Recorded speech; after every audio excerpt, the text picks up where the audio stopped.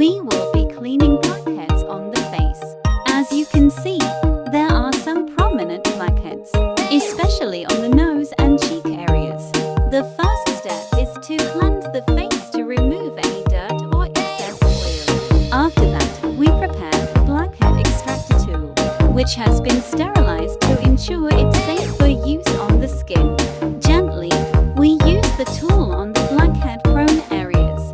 We apply light pressure, avoiding too much force, to ensure the blackheads come out safely without damaging the skin. This process is done carefully to avoid irritation or damage to the pores. Once completed, the skin is cleaned again, and a moisturizer or serum is applied to soothe the treated skin. As a result, the skin looks cleaner and fresher after this process.